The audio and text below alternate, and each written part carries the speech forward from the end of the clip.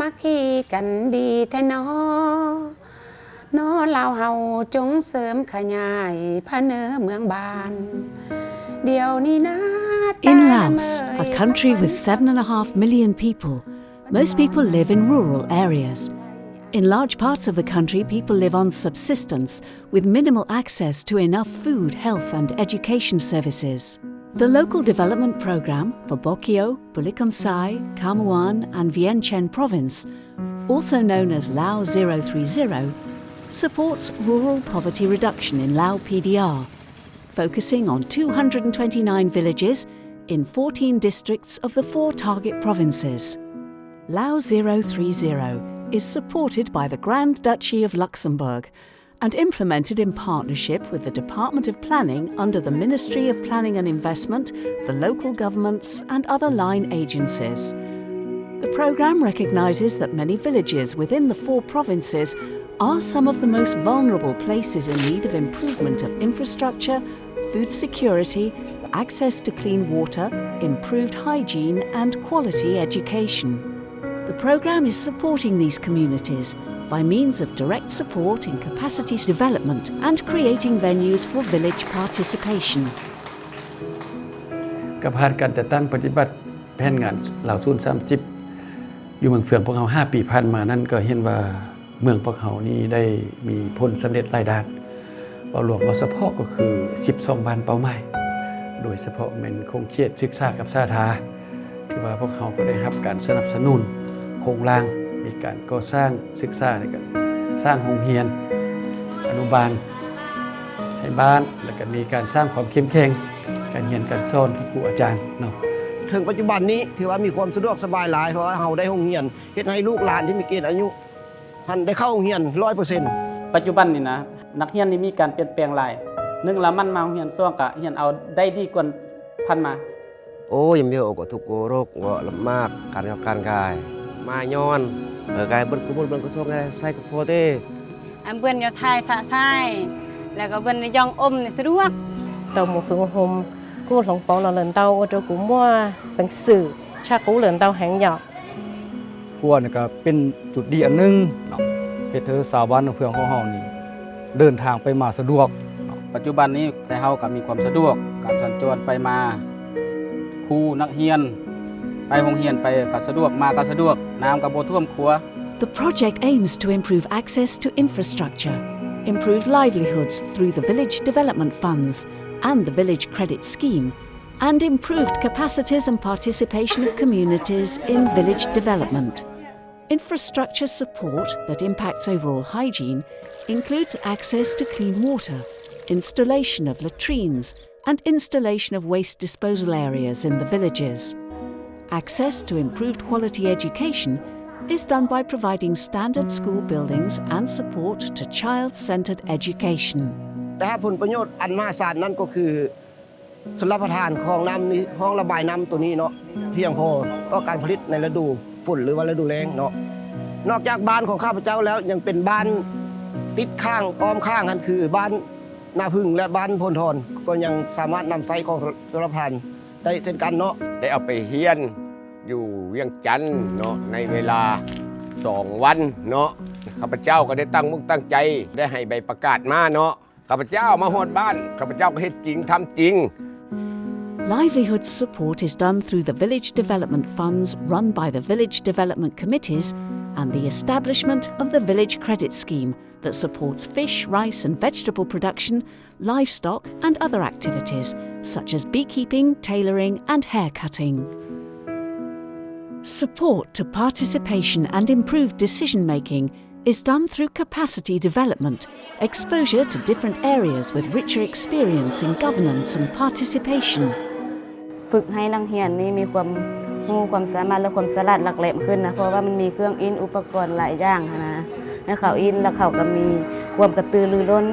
เพราะว่าเขาก็อยากมาว่าสังสารมีหมู่มีครูเองแล้วก็มีอุปกรณ์เขาอินนะก็อยากว่าคันว่าเป็นไปได้ก็จะให้โครงการนี้ล่ะมาสร้างความดึงดูดให้เขาเพราะว่าเขามักไปอยู่ให้อยู่นานะ The implementation of water supply systems has a high impact in the areas, as well as improved roads, bridges and commitment to better education. by providing clean water and latrines, many health issues, endemic diseases and gastrointestinal problems are greatly reduced. Giờ ta lò mà bé cô chỉ mua cả chơi bỏ cái nhớ chế bé sẵn muốn liêm một bé cô thâu một bỏ chê cái kế bơ lu nạc cha bé tàu lúc bỏ cái nhớ nó lò chế bé cô mua cả chơi bỏ cái nhớ ta chỉ nó ô tô bé lu dê lu giỏ hú dọ. The Village Development Committee works closely together with local government, and the villagers select and prioritise the activities to be funded by the Village Development Fund. As social environments change, people have developed better understanding of how change will give their children a better future. For this, they need to move on from subsistence living and create access to markets for their produce. Bridges and improved roads help in this process. แต่ว่า5ปีผ่านมาประชาชนน้ำใสยังบ่ทันเพียงพอ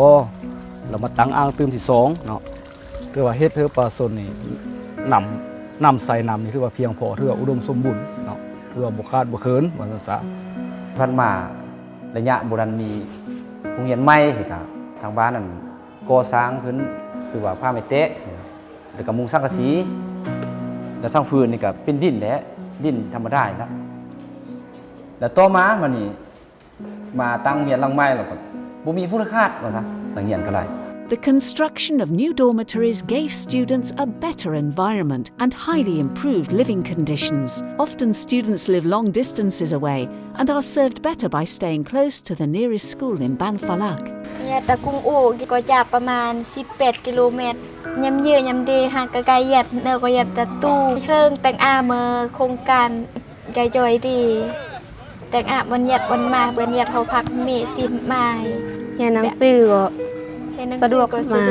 าย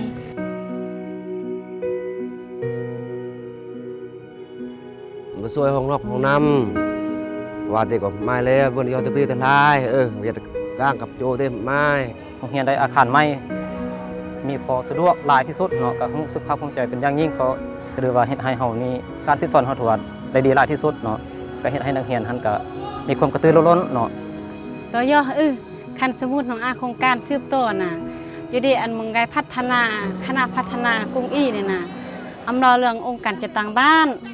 และคณะพัฒนาบ้านแต่ละคนเนี่ยอันอาการเข้มแข็งความรู้ความสามารถนั่นน่ะอันกุ้มกลางเพราะว่าอยู่มาประสนมือเอียงอุ่นกองอุ่นยำยอจูดีเพราะว่าการดิจิมือคณะพัฒนามือยอนเลือกนี่สิ่งเลิศที่สุดสิ่งเลิศกองเลิศยำเสมอมือเรื่องอมยำมั่งนี่อีนี่บ่ได้ย่องอมสร้างดีเกิมพบพอยุ่งยากมากด่างเยก่อนเลยแห้งมาจุกึ้นเลยแห้งติดพญาติบาดเหยาเกิดจูลุยเกิดสมาขอที่เลอะที่สุดเลอะเหี่ยมที่สุดในมือนี่อมรอดกลางเลยเบาบางมากเดี๋ยวไปเบิ่นเดียวก็อมเดี๋ยวไปเบิ่นเดียวผู้อมได้จ้าก็พอเพียงแต่ว่าได้ซุงซนเซงอมกี้ก็ปัจจุปัจจัยเพื่อสำหรับซะเวลาได้เด้อบ่นี่นะเด็กก็กระมูลกันนี่ย่อยได้เฮ็ดนี่ในการเลี้ยงนี้โอ้ก็บ่ได้ผู้อมก็บ่เวทกะมีจำนวนโอ้ก็บ่ได้ติดได้ไกลส่วนมากเลี้ยงนี่ก็เพื่ออาศัยครอบครัวดีนี่แหละบ่ลดพ้นอันได้จ่ายกระมูลครอบครัวก็ถือว่าได้เอื้อกย้อนเนาะ The wide range of interventions supported and the associated human and system requirements calls for diverse capacity development. This aims at enhancing capacity in public participation and empowerment, in local planning and monitoring. It also supports administrative and financial management, technical innovation and application, collaboration and coordination, and knowledge management and learning. เสื้อนี้แล้วก็บันเดียวเฮียนเรื่องอันประซึมติกายเมื่อก็นี่เนอะกูก็ให้กายพัฒนาครอบครัวดีแล้วเรื่องประซึมตินี่แต่ว่าก็นี่เบิ่นแดกแล้วแต่ว่าต่อยอดนี่จิตแต่อันเบื่ออันมากยอติดกุ้งดีแล้วก็เรียนดะเข็นนอกแน่หักพอเบื่อนนี่เราเลยพอเบื่อนเสมอนี่แหละยออันเบื่อนยอตีนี่อ่อนมืดยอแล้วก็อาจจะเลือกายนี่ตีนี่